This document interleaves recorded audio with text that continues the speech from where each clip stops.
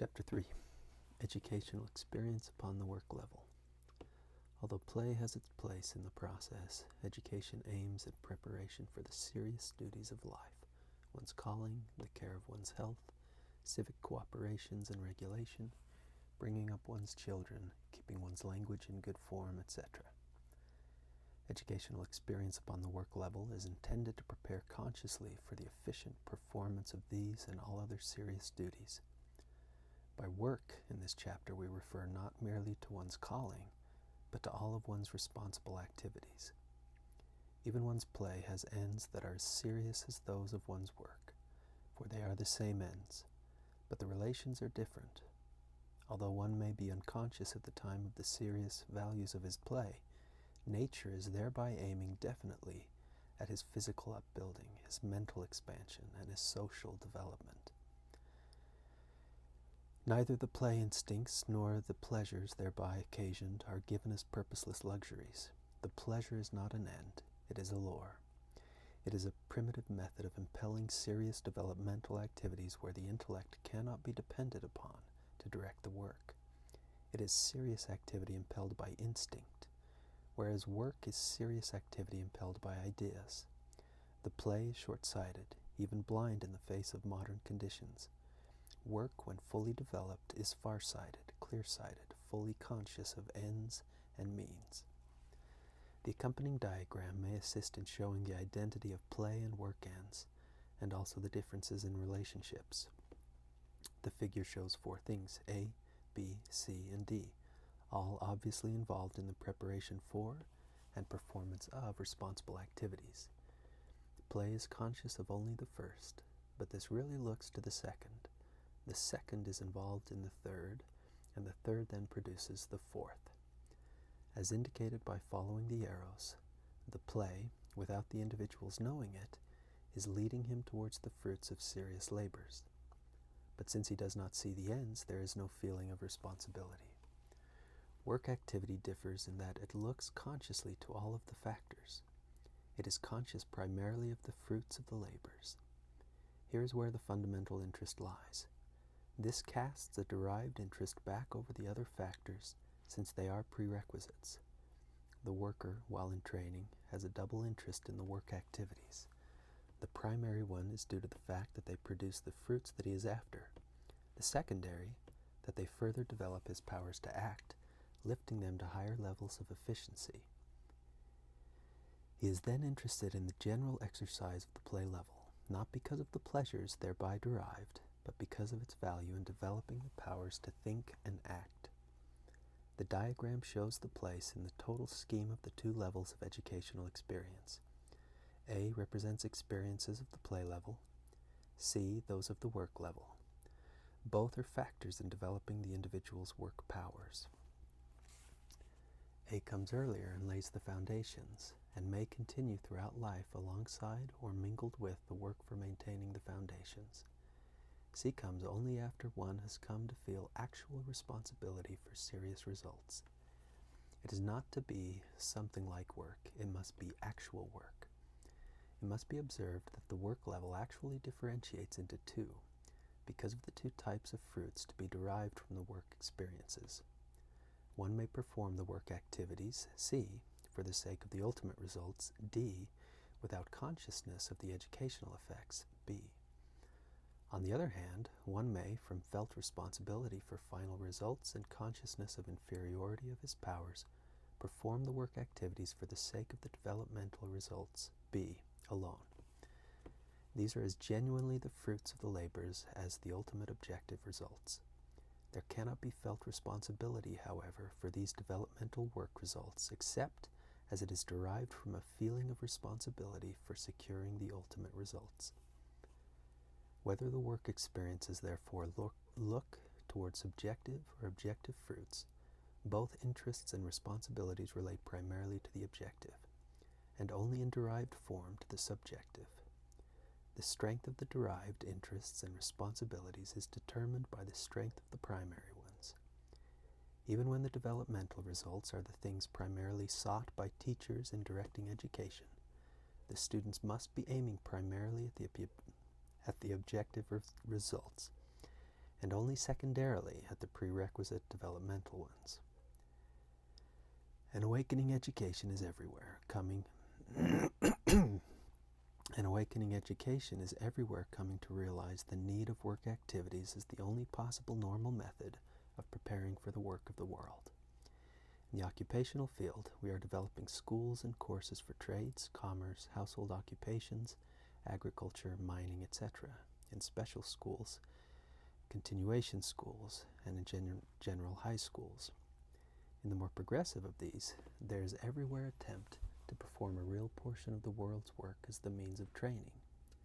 This may be accomplished by transferring a portion of the community's occupational activities to the schools and having the work done there, or by distributing the students throughout the community where they can find their work experiences in those situations provided by the work activities of the adult world.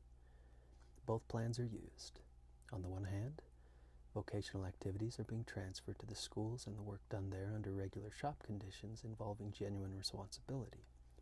Thus, the boys in the shops, instead of the old-type manual training exercises, are engaged in manufacturing school equipment, furniture, farming implements, playground apparatus, articles needed for Red Cross work and for community poor relief, laboratory apparatus, electrical appliances for home use, etc. They are also in places doing actual community printing, milk testing, seed testing, repair work on furniture, tools, machines, and automobiles, cement construction, building portable houses, garages, gymnasiums, playground pavilions, etc. The girls, instead of formal cooking exercises, are nowadays more and more put to preparation of the daily school luncheon, home canning and preserving, sometimes doing baking for home use, or even for the general market. And their sewing is the making of actual garments. Since it is often difficult to transfer actual work activities to the schools, another method is for the students to go out into the community where the work is being carried on by the adult world, and there to share in the labors for training purposes. Although difficult enough to arrange and manage, this is often the easier method of the two because of the frequent practical impossibility of transferring the actual responsibility to the schools. As a result of this recognition, we are substituting home gardening for training purposes for the old ineffective school gardening.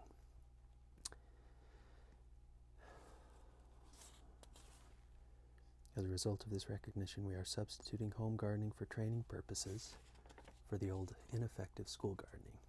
The home project type of agriculture for the school farm, and the part-time work in shops, stores, offices, etc. for mere drill exercises in school shops and commercial rooms.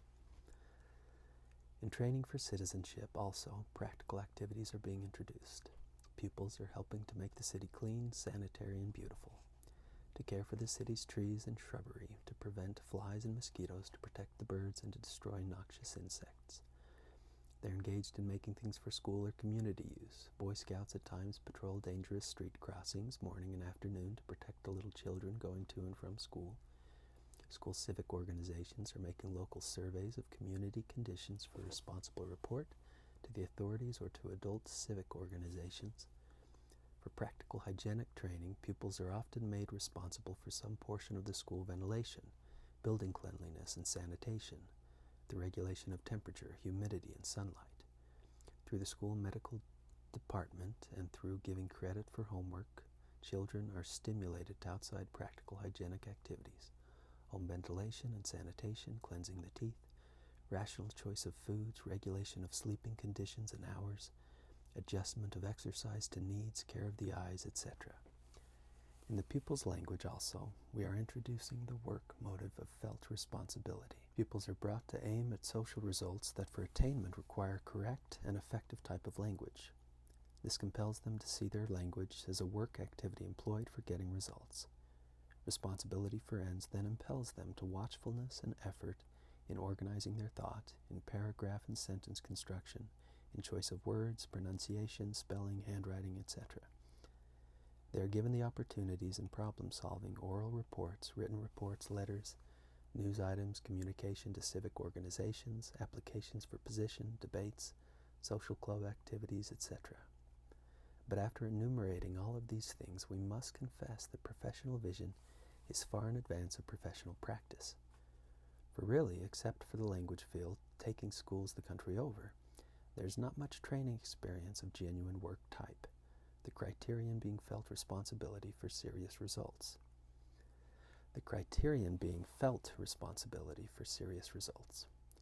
Even trade school experiences are most often exercises in isolation from the world's actual work.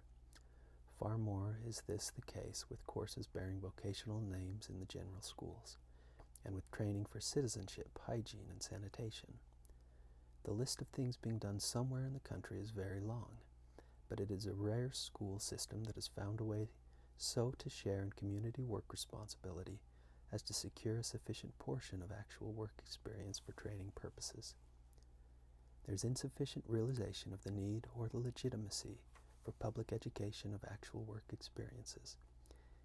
Even yet, our schools appear to be well named from the old Greek word skole, meaning leisure.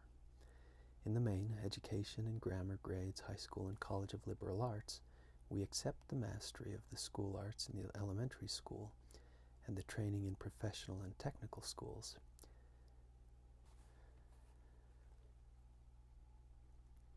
In the main, education in grammar grades, high school, and college of liberal arts, we accept the mastery of the school arts in the elementary school and the training in professional and technical schools, is yet a life of leisure.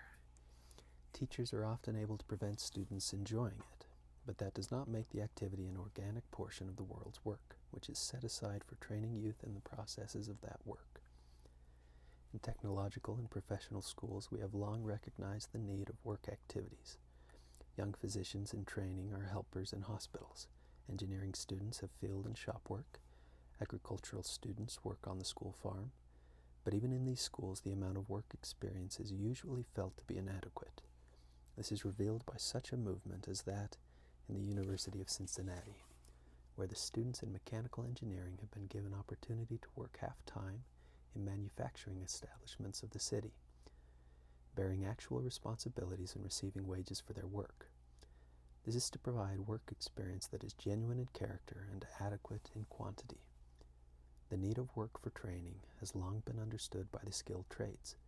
The apprenticeship system trained through experiences of the work type. The recent agitation for vocational training in public schools is due not to a new need, but to new conditions. The apprenticeship system, never very efficient, has broken down in the face of complicated conditions. Public education is coming to the rescue. But even though we organize schools for the purpose, we must no less than in the old days include actual work experience. Indeed, we must now have a greater quantity of responsible work than was provided by the old apprenticeship system, because of the greater present complexity of work and of the higher levels of efficiency to be reached. And it must be not less real than the old. Finding work experience for training presented no difficulty to the apprenticeship system. It had little else to provide, but that is just the thing that has been most absent from public education. Schools have been places of leisure, occupations, not places where the world's work is being performed. They can provide any amount of experience on the play level, but they are not in command of the world's work activities, whether production, distribution, civic regulation, community sanitation, or other. In their traditional form, they are therefore not in a position to provide much training on the work level. Hence, education requires a profound transformation before it is able to take adequate care of work experience as training for work.